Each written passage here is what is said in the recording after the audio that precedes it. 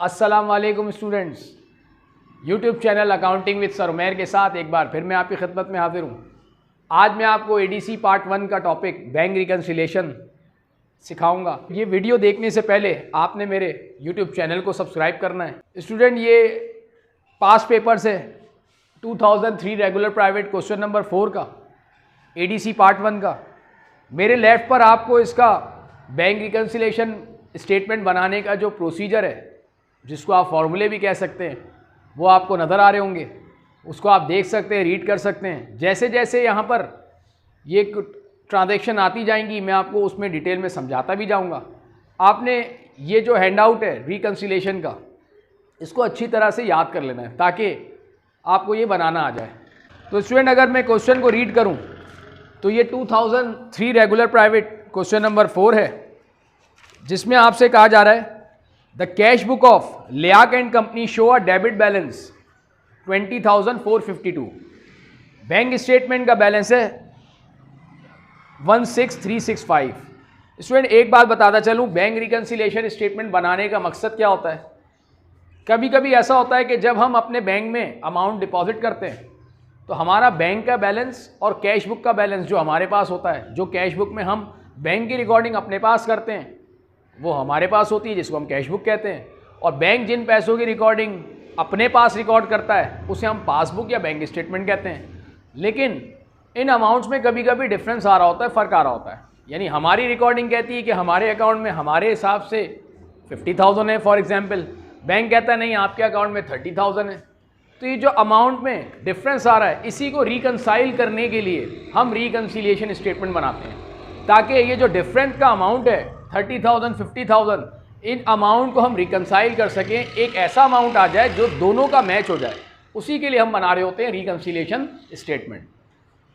ये question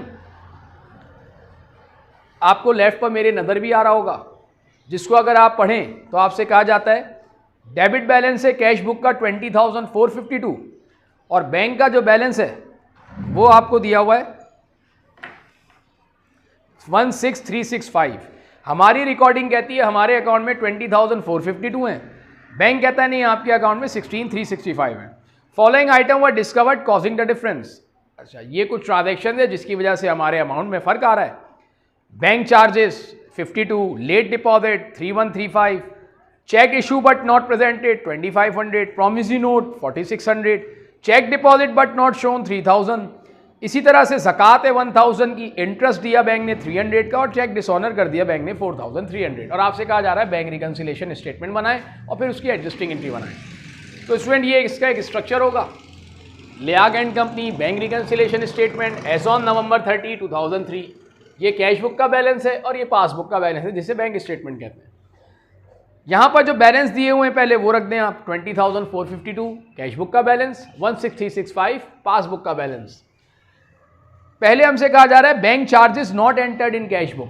bank ने charges deduct कर लिए 52 रुपीज़ और हमने अपने पास रिकॉर्ड नहीं किया। तो स्टूडेंट, ये प्रोफॉर्मे में आपको नज़र भी आ रहा होगा, बैंक चार्जेस जो बैंक ने डिडक्ट कर लिया, यानी बैंक से तो हमारे अमाउंट कम हो गया, लेकिन हमने अपनी कैश बुक में से डिडक्ट नहीं किया, कैश बुक में कम नहीं किया, तो हमें अपनी कैश बुक को कम करना होगा। हम 52 rupees bank charges cash book से कम कर देंगे, क्योंकि ऑलरेडी बैंक तो डिडक्ट कर चुका है। तो हमें भी यही करना है, अगर बैंक डिडक्ट कर रहा है तो हमें भी डिडक्ट करना होगा ताकि रिकनसाइल हो जाए amount. Late deposit not record by bank, हमने लेट डिपॉजिट किया अमाउंट, लेकिन बैंक ने अभी तक रिकॉर्ड ही नहीं किया। स्टूडेंट, लेट डिपॉजिट होने की वजह से कभी कभार अमाउंट बैंक में डिपॉजिट होने की वजह से शो नहीं हो रहा होता, लेकिन जब वो अमाउंट शो होना शुरू हो जाएगी तो बैंक उसे अपने पास ऐड कर लेगा, और जब ऐड कर लेगा तो हमारा यानी बैंक का कैश बुक का बैलेंस और बैंक का बैलेंस दोनों मैच हो जाएगा। तो बैंक इसको ऐड कर लेगा 3135। Next, cheque issue but not presented. हमने चेक तो इशू कर दिया लेकिन बैंक में अब तक प्रेजेंट नहीं हुआ। जिस पार्टी को हमने चेक इशू किया उसने चेक अब तक बैंक में प्रेजेंट ही नहीं किया। जब हम चेक इशू करते हैं हम तो अपनी रिकॉर्डिंग में कैश बुक को कम कर लेते हैं, ये सोचते हुए कि जिसको चेक दिया है उसने भी बैंक से अमाउंट निकाल लिया होगा, लेकिन उसने चेक बैंक में प्रेजेंट ही नहीं किया, जिसकी वजह से बैंक का अमाउंट हमारा ज़्यादा आ रहा होगा, कैश बुक हमारी कम आ रही होगी। लेकिन जैसे ही वो चेक बैंक में प्रेजेंट करेगा, बैंक उसे पे करेगा, बैंक उसे अपने पास से कम कर लेगा, हमारा और बैंक का बैलेंस टाई हो जाएगा, टैली हो जाएगा। इसलिए बैंक अनप्रेजेंटेड चेक को माइनस करेगा 2500 से। Promissory note collected by bank, promissory note की कलेक्शन कर ली बैंक ने। जब प्रॉमिसरी नोट की कलेक्शन की बैंक ने हमारे बिहाफ पर, तो बैंक में तो हमारा बैलेंस बढ़ गया, बैंक तो इंक्रीज हो गया, लेकिन कैश बुक में हमने रिकॉर्ड नहीं किया। जब हमने कैश बुक में भी उस नोट कलेक्शन को ऐड किया तो हमारा और बैंक का बैलेंस हो गया। तो हमने क्या करना है, नोट कलेक्टेड बाय बैंक को कैश बुक में ऐड कर लेना है। Cheque issue deposit but not shown on bank statement, हमने चेक तो डिपॉजिट कर दिया बैंक में, लेकिन बैंक में शो नहीं हो रहा।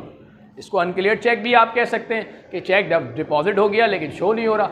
जब हम चेक लेकर बैंक में डिपॉजिट कर रहे हैं तो हमने चेक लेकर तो अपनी कैश बुक में तो बढ़ा लिया, अमाउंट इंक्रीज कर लिया, लेकिन बैंक में अभी ये क्लियर नहीं हुआ। जैसे ही ये क्लियर होगा बैंक इसे अपने पास ऐड कर लेगा, हमारा और बैंक का बैलेंस बराबर हो जाएगा। इसलिए बैंक अनक्लियर चेक को अपने पास ऐड कर लेगा 3000 से। आप इसको अनक्लियर चेक भी कह सकते हैं।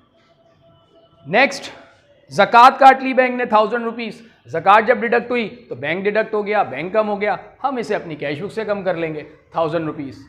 फिर बैंक ने हमें इंटरेस्ट क्रेडिट किया, मतलब इंटरेस्ट दिया, हमें सूद दिया, जो कि 300 का अमाउंट है। इंटरेस्ट मिलने से आपका बैंक बढ़ गया, हम उसे कैश बुक में ऐड कर लेंगे 300 से। डिसऑनर्ड चेक, वो चेक जिसकी बैंक ने हमें पेमेंट देने से इनकार कर दिया और चेक रिटर्न कर दिया, वापस कर दिया। जब हमें चेक मिला हमने अपनी कैश बुक बढ़ा ली, ये सोचते हुए कि ये चेक का अमाउंट हमारे बैंक में भी आ जाएगा, लेकिन जब हम चेक लेकर बैंक में गए, बैंक ने चेक पेमेंट देने से मना कर दिया।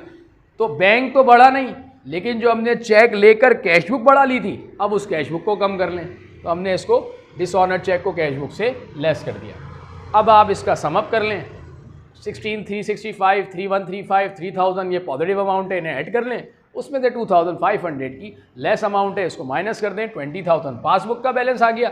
इसी तरह इसका बैलेंस आ गया 20,000। तो ये वो अमाउंट हो गया जो कि रिकनसाइल हो गया, जिसपे कैश बुक और बैंक स्टेटमेंट यानी हम और बैंक दोनों रिकनसाइल कर लेंगे। दोनों वो अमाउंट आ जाएगी जिस पर दोनों की अमाउंट जो है वो डिफरेंस ख़त्म हो जाएगा, जिसको हम कहते हैं रिकनसाइल बैलेंस 20,000। तो स्टूडेंट ये एक रिकन्सिलेशन स्टेटमेंट हो गई। उसके बाद आपसे कहा जा रहा है एडजस्टिंग एंट्रीज बनाएं। एडजस्टिंग एंट्रीज जो है सिर्फ वो कैश बुक की बनती है, पासबुक की नहीं बनती, यानी ये अकाउंट होल्डर बनाता है। इसकी अगर हम एंट्रीज देखें तो ये बोर्ड पर आपको एंट्रीज भी नज़र आ रही हैं।